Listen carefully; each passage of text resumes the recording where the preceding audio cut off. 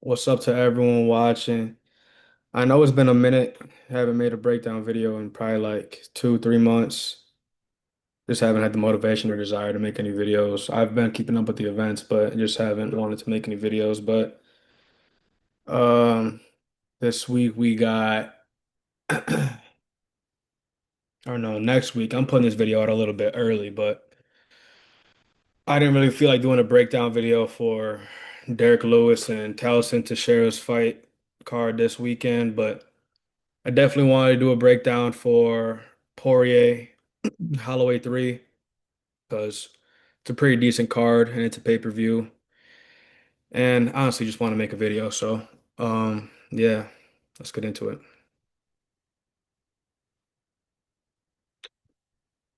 I can figure out how to share my screen.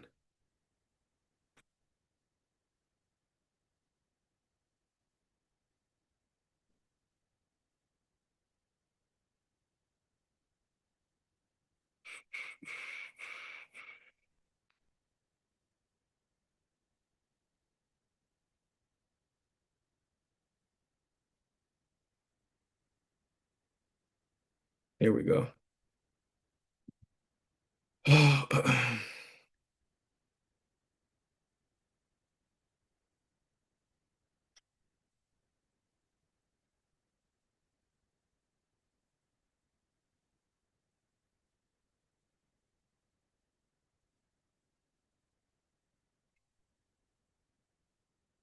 First fight, we got Bruno Ferreira versus Jackson McVeigh. And I think McVeigh was supposed to fight somebody, I think on last week's card, but they pulled out. I don't know. This was a couple weeks ago. Yeah, he's supposed to fight Cedric Dumas, who got arrested, I think, and had to pull out of his fight. So now Jackson McVeigh, his first fight in the UFC, he's going against Bruno Ferreira, which is not an easy test. Bruno Ferreira, he showed I forgot who he fought in his last fight, but I'm pretty sure he submitted them, didn't he? Yeah, it was Armin Petrosyan. Submitted Armin Petrosyan. And honestly, I thought that I did pick Petrosyan in that fight because I thought it was going to be a stand-up battle, and it wasn't. Bruno showed that he can also grapple. He's not just a striker, a power striker. He can grapple as well. So that was an impressive win, honestly, watching that. But McVeigh undefeated. He's gonna have a big height advantage in this matchup. What's that? 5 inches, 5 inch height advantage, and a 5 inch reach. So Bruno, I mean, every time he wins, he's got to get on the inside and put his combinations together, throw his punches in combination.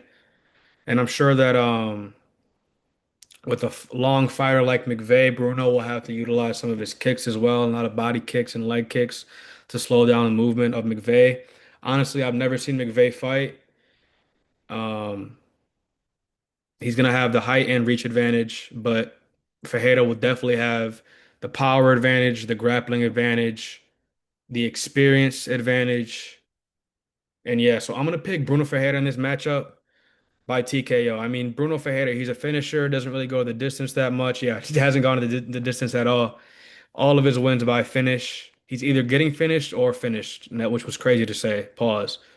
But yeah, I mean, he's lost under Sultan, which is not a bad, terrible loss. And he lost to A Boost, which I picked A Boost in that matchup. And I'm gonna definitely pick Ferreira here. He's supposed to fight Ikram. Ikram pulled out. I think he had a broken foot or something. But yeah, I'm gonna take Ferreira in this matchup all day. Even though with a big height and reach disadvantage, I think that Ferreira is the more powerful striker, more decorated grappler, and the definitely more experienced fighter. So I think that he should be able to find a finish in this fight. Finish McVeigh in round one, round two. However, Bruno Ferreira really wants to. If he wants to choke him out, choke him out. If he wants to knock him out, then knock him out.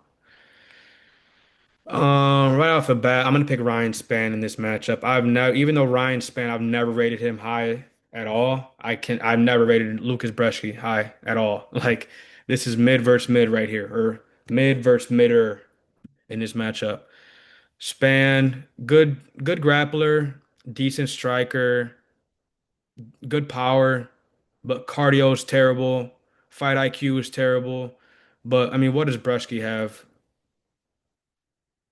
average striking, terrible grappling, terrible cardio, terrible fight IQ too. So I'm sure that everyone's gonna be picking Span here, and they are. But honestly, you cannot be too confident in picking Span in any fight that he has, no matter who he fights. So 1 inch height advantage for Span, and basically like a 1 inch reach for Span as well. Span should be the better grappler, the better striker, but the things that have always worried me with Ryan Span is his fight IQ and his cardio. But for some reason, I'm gonna pick Span in this matchup. I'll take Span round one knockout, round two knockout. Like Breshki, he's durable, he's tough, but he's been finished 3 of his last 4 fights by knockout. Whenever he's facing like a pretty someone who has decent power and just knows how to put punches together, usually he's gonna lose. So if Span does not gas himself out early and does not make any dumb decisions in the fight, he should definitely win and should win pretty easily. So I'll pick Ryan Spann in this matchup.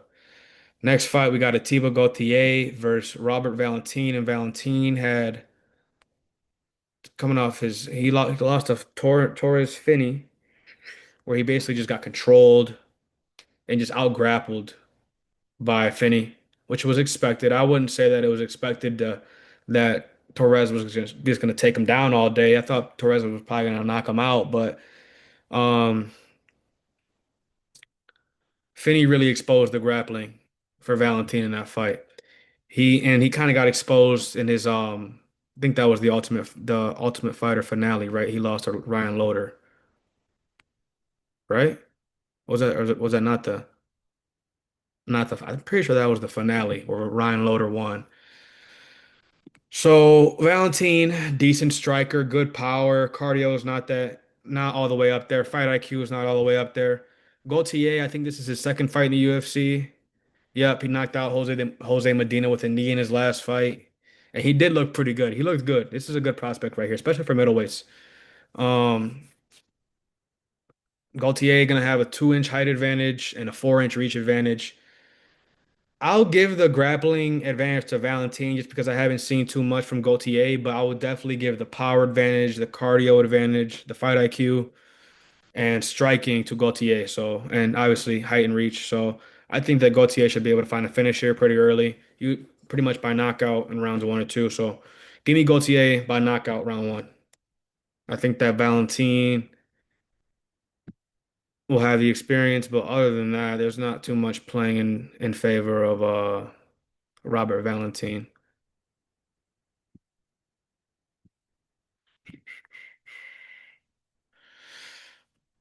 Right off the bat, I'm gonna take Prado in this matchup. We got Francisco Prado versus Nikolai Veretennikov. And Veretennikov, I didn't he just beat Danny Barlow, didn't he? Oh no, he lost to Danny Barlow. Then he got finished by Austin Vanderford. And he's probably going to get finished in this fight again by Prado because Prado had a great fight against somebody in his last fight. I forgot who it was, even though he lost. Jake Matthews and Daniel Zahuber were both great fights. He lost them both, usually due to cardio and fight IQ. But Prado has some decent striking. He's very powerful, and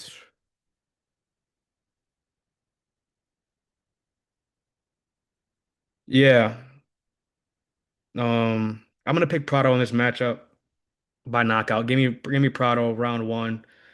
Two knockout. This should be a barn burner, great fight. All these are great fights, honestly.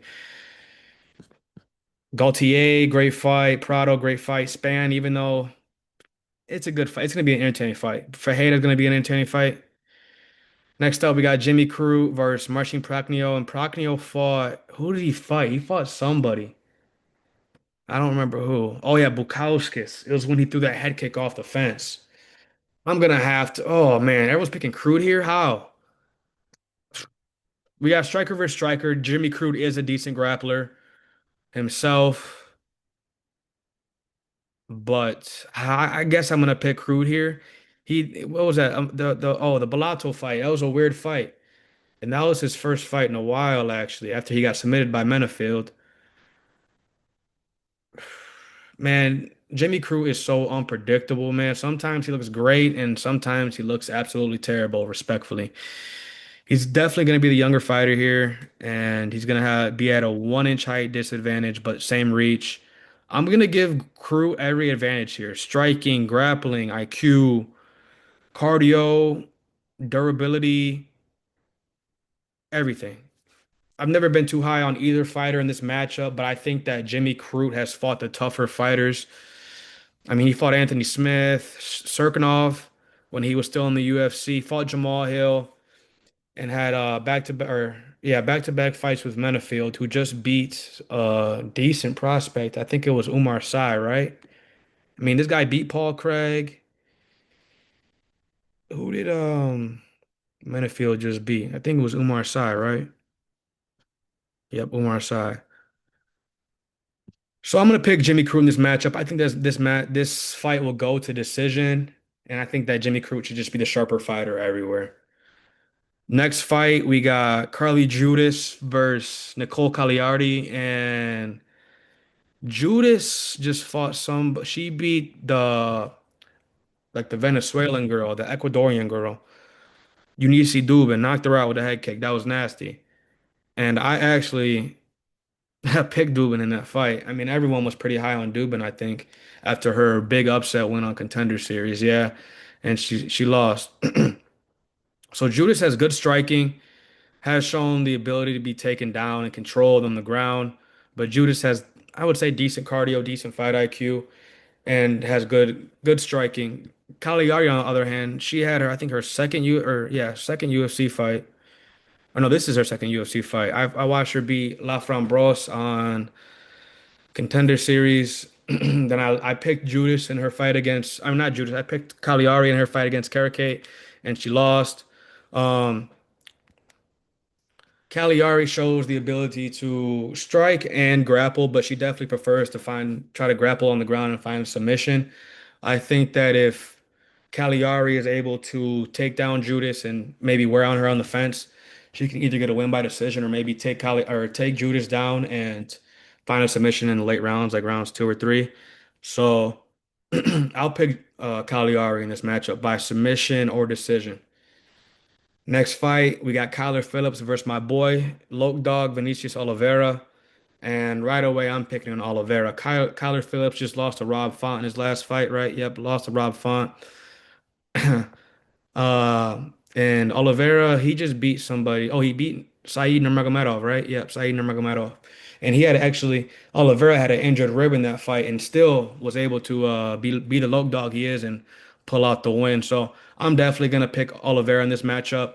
This should be a striking battle. If anyone's trying to grapple, it's going to be Phillips trying to grapple Oliveira and slow him down. Oliveira, kind of an unorthodox striker, but very powerful and knows how to find his shots and lure his opponents in. He finds a way to lure his opponents into playing his game, and that's what's so good about Oliveira. Oliveira 1 inch height advantage and a 1.5 inch reach disadvantage. I'm picking Oliveira in this matchup. Oliveira either gonna knock Kyler Phillips out or he's gonna take him to decision 3 rounds. I think that Low Dog is a really, really underrated fighter. Um, Slept on prospect. I've picked him to win in all of his fights. I picked him against Sopai. I picked him against Simone, where he was a big underdog. I picked him against Nurmagomedov when he was an underdog, and I'm taking him again against Kyler Phillips. So give me Low Dog by knockout rounds 2, 3, or decision. And next, I mean, this is a really good card, man. We got Adam Fugit versus Islam Dulatulov. Dulatulov, his first fight in the UFC will be against Fugit. He's coming off a win contender series where he looked really, really good. Striker versus striker, Fugit more of a grappler, I would say, compared to Dulatulov. Dulatulov likes getting his work done on the feet. This dude's a finisher, very powerful, good fight IQ. Only been in decision once, and that's the fight that he lost. Other than that, he doesn't win by decision. He finishes his opponent. So I'm taking Dulatulov in this matchup. He should be able to win whatever way he wants. He's at a 2 inch reach disadvantage, but he's got a 2 inch height advantage. Dulatulov, besides the UFC experience, he will be superior everywhere. Cardio, durability, fight IQ, striking, grappling. So I'm gonna give it to Dulatulov right here. Give me Dulatulov. He can win any round he wants, honestly. If he wants to win in the first, the second, the third, or go all 3 rounds and win by decision, he can. If he wants to knock him out or submit him, he can do that to Adam Fugas. So Give me Dulatulov here, like I said, whatever way he wants. But this should be a fight that plays out on the feet. If anyone's trying to grapple, it'd probably be Fugit.